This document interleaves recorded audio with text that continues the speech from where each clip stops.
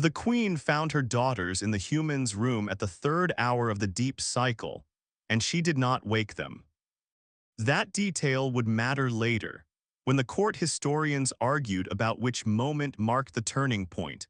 When diplomats from a dozen worlds tried to identify the exact hour when something shifted in the relationship between the Alatai Empire and the planet called Earth. None of them chose the right moment. They pointed to treaties, to fleet movements, to the formal address Empress Zariel gave before the Dominion Assembly 6 months afterward. They were all wrong. The moment was this one. A dim room on a station that never fully slept. A human asleep with two small blue-silver children tucked against him like he was something solid in a world that had not offered them solid things in a very long time. And a queen standing in the doorway who had raised her hand to signal her guards, and then let it fall back to her side. She did not wake them. That was the moment. Everything else was just what followed. Ely Station was the crown of the Alatai fleet. 3 kilometers of dark composite hull and precision engineering moving through deep space on a trajectory that would not require adjustment for another 14 months. It was a military installation, a diplomatic platform, a home to 6,000 crew members and their families. And for the past 11 months, it had also been the temporary residence of one Ethan Calloway, Earth's liaison to the Alatai command structure. Ethan was 32, which the Alatai crew had collectively decided made him very young, though they were polite enough not to say so directly. He had dark hair that did not behave correctly in the station's recycled air, which gave it a permanent quality of mild disarray that several crew members found either endearing or suspicious, depending on their department. He had learned the Alatai greeting protocols in his first week, which surprised people, and had learned the informal ones by his third week, which surprised them more. He made coffee every morning in a small press he had brought from Earth in a carry case wrapped in 3 layers of padding, because the station's beverage system produced something that was technically coffee in the same way that a photograph of a mountain was technically a mountain. He did his job quietly and thoroughly, and without demanding acknowledgement for either quality. He attended every briefing he was invited to and did not attend the ones he was not invited to, which the Alatai military staff noted and appreciated, because they had dealt with human liaisons before whose relationship with the concept of invitation was creative at best. He had been, in the 11 months of his posting, entirely unremarkable in all the ways that mattered and quietly remarkable in several ways that the station's crew had not yet found the right category for. Queen Zariel had kept her distance. This was policy, and it was also personal preference, and she had not examined which portion was which because the examination did not seem necessary. She was the sovereign ruler of the Alatai ascendancy, a position she had held for 19 years, and in those 19 years she had developed a comprehensive understanding of where the lines were and why they existed. Human liaison officers were guests. They were professional guests, carefully selected and thoroughly vetted and valuable in specific ways, but guests nonetheless. The lines were clear. She had not therefore spent any particular time thinking about Ethan Calloway beyond what his position required. She had noted his protocol compliance in the monthly briefings. She had approved his request for additional Earth Standard nutrition supplements without comment. She had been informed by Commander Vale that several of the station's engineering staff had begun eating their mid-cycle meals near the human liaison's work area, because he told stories about Earth disasters with a deadpan quality they found inexplicably entertaining. She had filed this information in the part of her mind reserved for things that were not problems, but also were not nothing. That was the extent of it. Her daughters were another category entirely. Princess Lyra was 8 years old, and she had her mother's silver eyes and her late father's particular stubbornness about questions, which meant that every conversation with her eventually arrived at a destination Zyriel had not anticipated. Princess Sail was 6, and she had her father's soft human features layered over the pale blue-silver skin of her Alatai heritage, which gave her a face that people looked at twice before looking away, not with cruelty, but with the specific uncertainty of encountering something genuinely new. Both girls had their father's laugh. Zyriel heard it sometimes from across the station and felt the particular ache of something that was not grief exactly, more like grief's quiet cousin, the one that did not demand anything but occasionally arrived without invitation and stayed until it was ready to leave. Darian Calloway had been her husband for 6 years and her friend for 3 years before that, and the reason she knew anything honest about Earth at all. He had died 14 months ago in an accident that was not dramatic and not military, and not the kind of thing that made historical records. A decompression event during a routine inspection that lasted 40 seconds and should not have been fatal and was. The girls were adjusting. That was the official report from the station's counselor, and it was true in the way that official reports were true, accurate in its facts and incomplete in its understanding. Lyra had stopped sleeping in her own room 3 months ago and could not fully explain why. Sale had developed a habit of sitting very close to whichever adult she was with, her shoulder pressed against theirs with a gentle insistence that was not clingy exactly, more like a small creature making sure the ground was still there. Zariel held her daughters every night and answered every question they asked and sat with them through the ones they did not know how to ask yet. And she was present in all the ways that mattered, and she knew, with the specific knowledge of a mother rather than the general knowledge of a queen, that presence was not the same as safety, and that what her daughters needed was something she could not legislate into existence. She had not known what to do about that. She had been a queen long enough to know that there were categories of problems that did not respond to authority, and this was one of them, and she had been sitting with that knowledge for 14 months. On the night of the third cycle bell, Commander Vale came to her with his expression arranged in the careful way of someone delivering information they were uncertain how to classify. The princesses were not in their rooms. The search took an hour. It should have taken less, but the crew was thorough, and the station was large, and Zyriel spent the hour in the specific suspended state of a person who is holding themselves very still, because moving in any direction before the information arrives seems like it might make the wrong thing true. The message from Vale came through her earpiece. "We have located the princesses," he said. "They are unharmed." She exhaled. "Where?" she said. He told her. She was moving before he finished the sentence. The door to quarters 7G was not locked. She pushed it open herself ahead of her guards because she was a queen and also a mother, and in this moment the second fact was considerably louder than the first. The room was dim. A reading lamp on the far wall threw amber light across the space in a way that made everything look warmer than it probably was, which was a quality Ethan Calloway's quarters seemed to have accumulated from 11 months of someone living in them like they intended to be there rather than waiting to leave. There were small things. A photograph on the shelf beside the bed, 2 women and a younger version of him standing in front of a coastal view that was clearly Earth, because nothing else had water that color or light at that angle. A coffee press on the small table near the environmental unit. A jacket hung over the back of the chair, with a particular drape of something worn regularly enough to have taken the shape of the person who wore it. Books, physical ones, which the Alatai crew found eccentric but had stopped commenting on.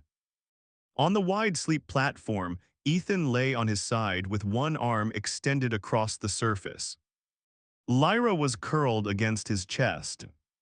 Her small blue hand was pressed flat against his sternum, fingers spread, as if she had decided in sleep that this was a reasonable place to anchor herself and the decision had been satisfactory.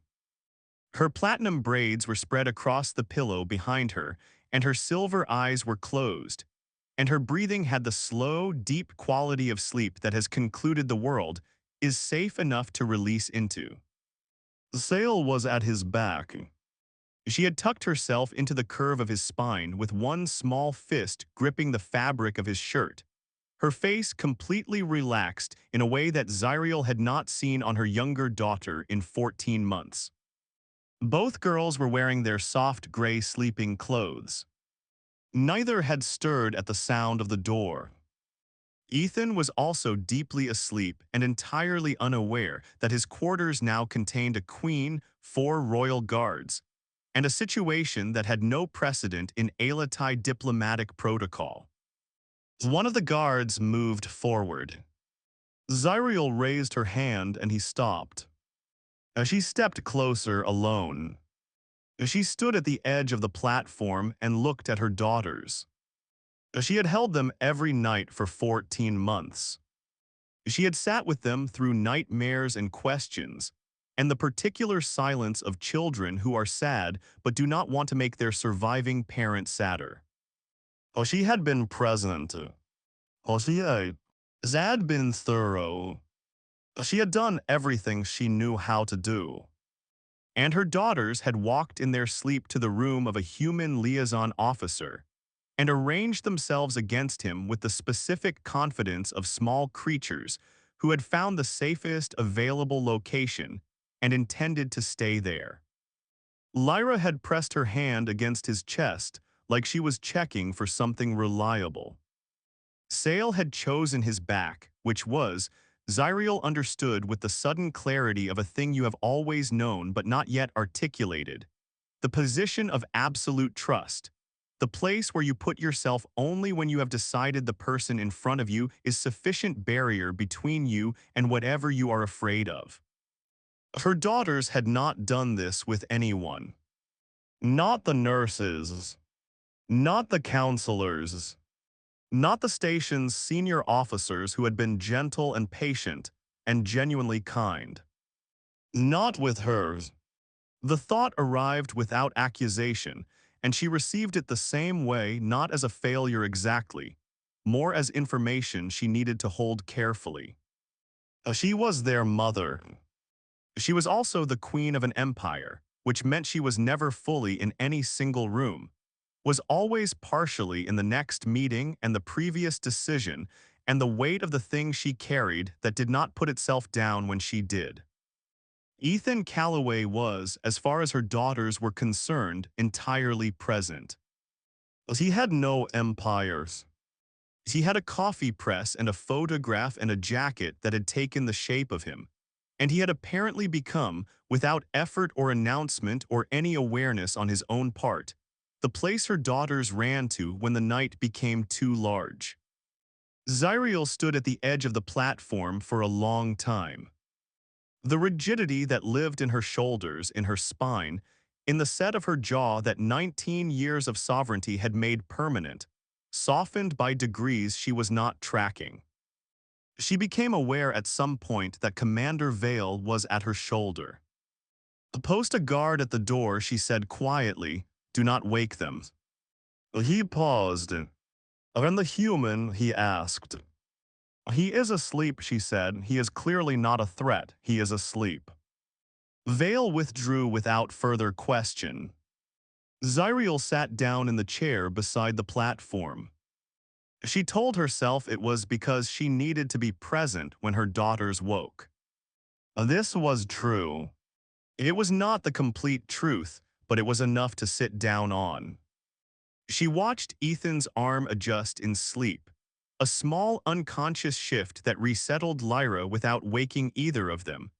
The kind of adjustment that only happened when a person had been doing something long enough that it had moved from deliberate to automatic.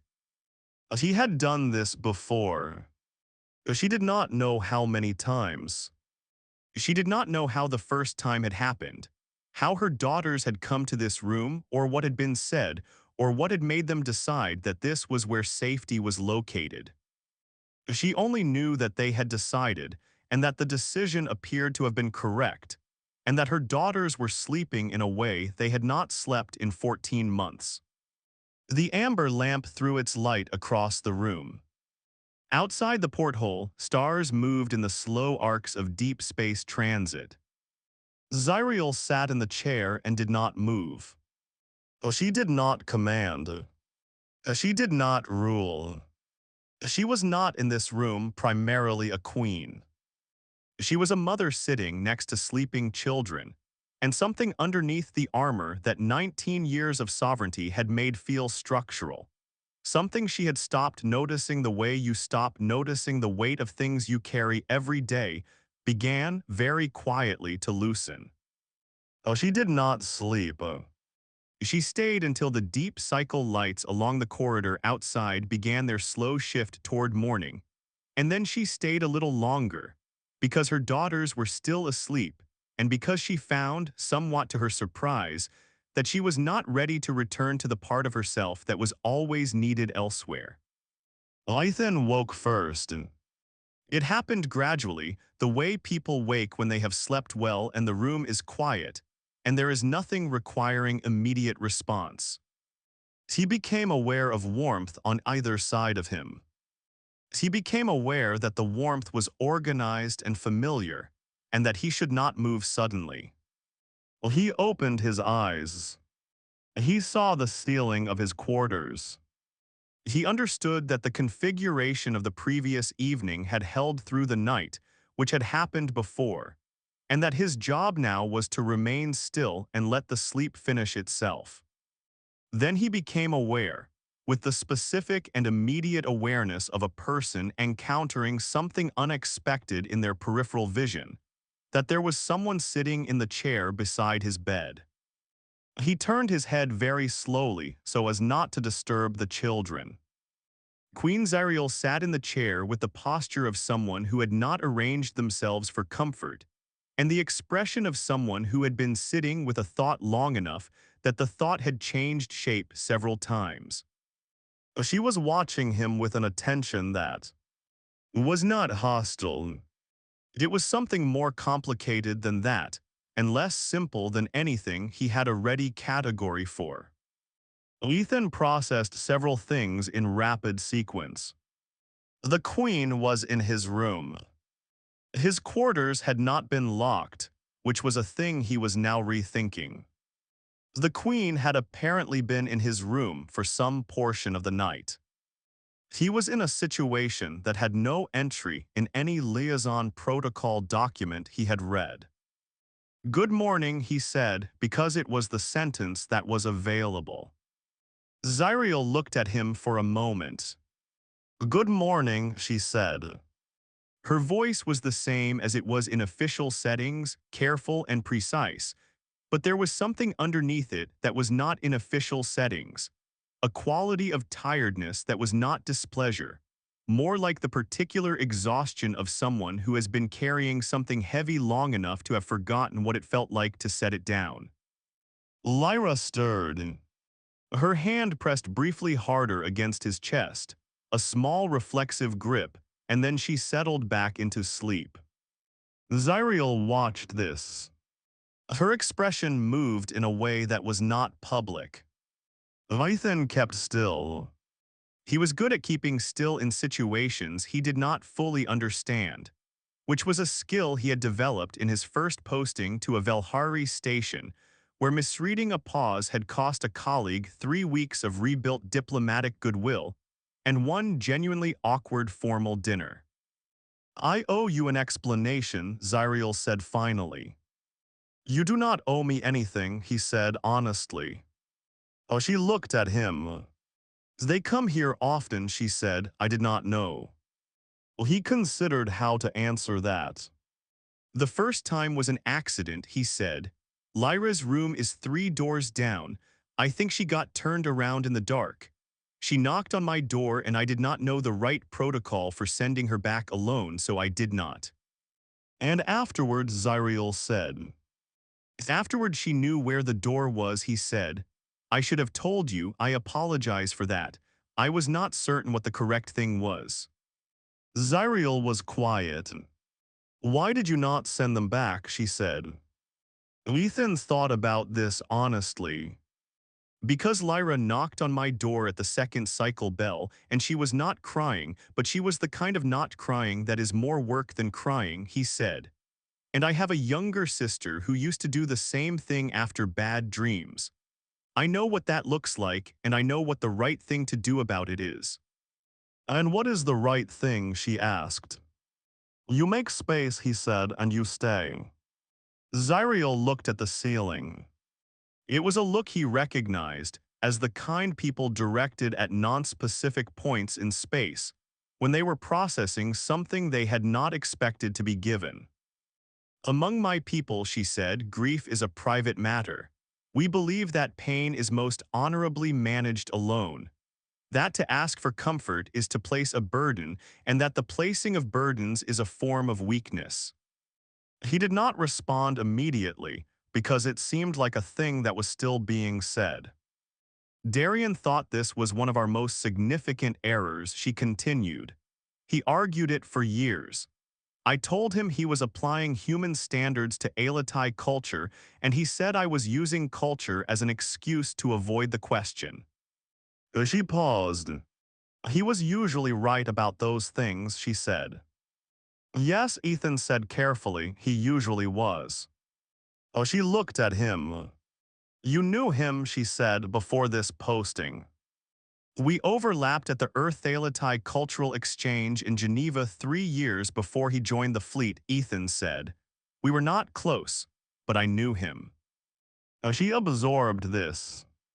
Is that why you were posted here, she asked. No, he said, I think it was coincidence, or whatever the administrative version of coincidence is. Sale made a small sound and shifted, her fist tightening briefly on his shirt and then releasing. Both of them were quiet for a moment. He was good with them, Zyriel said. Darian. Even very young children who met him once remembered him afterward. He had a quality that made people feel that he was fully present with them and nowhere else. I remember that, Ethan said. My daughters have not slept like this since he died, she said. He did not answer because there was no answer for that, only the fact of it and the weight of it in the quiet room. I have been present, she continued, and the word carried something in it, a recognition of what was being said beneath the word. I have been present in every way I know how to be, but I am also the queen, and the queen is never fully anywhere. Ethan listened. You are fully here, she said. When you are in a room, you are in that room. My daughters found that. I do not think they could have explained what they found, but they found it. She looked at her daughters. They came to a human stranger's room in the dark, she said, not with accusation, more with the wonder of someone describing something that has revealed a truth they had not been looking for. They chose this. Children know things that the rest of us have to argue ourselves into understanding. He watched her. Look at her daughters. He thought about how long she had been sitting in that chair. He thought about what it cost for someone like her to simply sit. Your Majesty, he said. She looked at him. Darian used to say that the hardest thing for Alatai people was not grief, he said. It was asking. She was very still. He was right about that too, she said quietly. Lyra began to wake. It happened in stages, the small adjustments, the tightening of her hand on his chest, the shift of her breathing.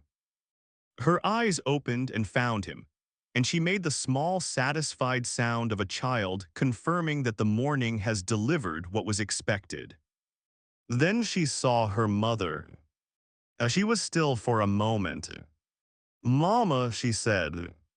Zariel left the chair and came to the edge of the platform and sat beside her daughter and opened her arms, and Lyra moved into them with the ease of water finding its level.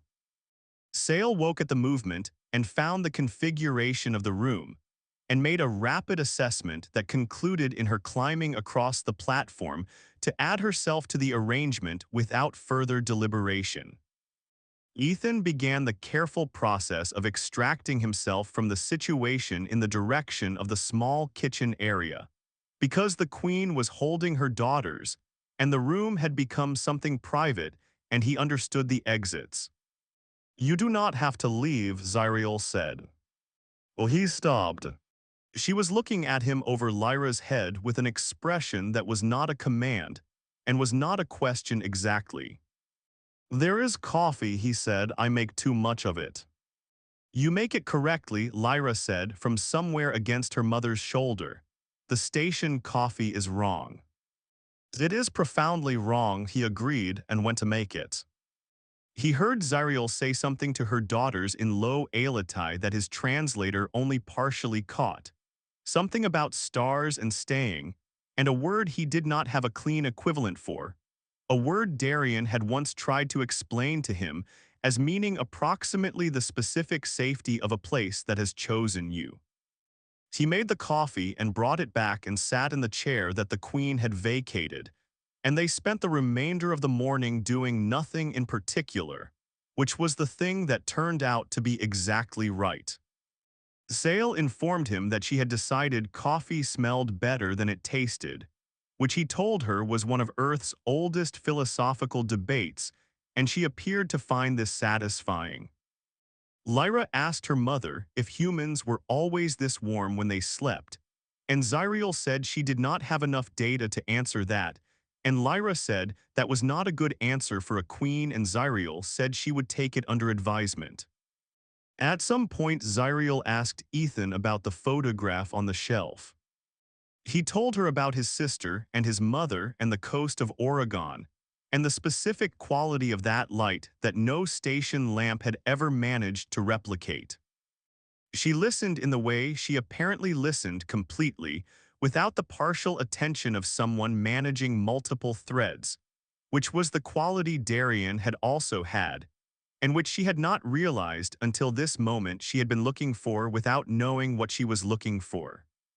Much later, when the historians tried to locate the turning point, they would miss this morning entirely. It was not in any official record. No treaty was signed. No formal acknowledgement was made. Nothing happened that could be entered into the Dominion archive as an event. What happened was that a queen sat in a chair in a room that was not hers, and watched her daughters sleep against a human man who had made space and stayed, and something in her that had been keeping a particular posture for 14 months set itself down. What happened was that two children woke up in the morning the way children should wake up, with the unconscious confidence of small creatures who have not yet been given a reason to doubt that the world will hold them. What happened was that Ethan Calloway made coffee for 4 people in a room that held a grief that was still not finished and a future that had not yet announced its shape. And the morning was ordinary in all the ways that mattered and extraordinary in the ways that would only become clear later. He refilled Zariel's cup without asking. She accepted it without ceremony.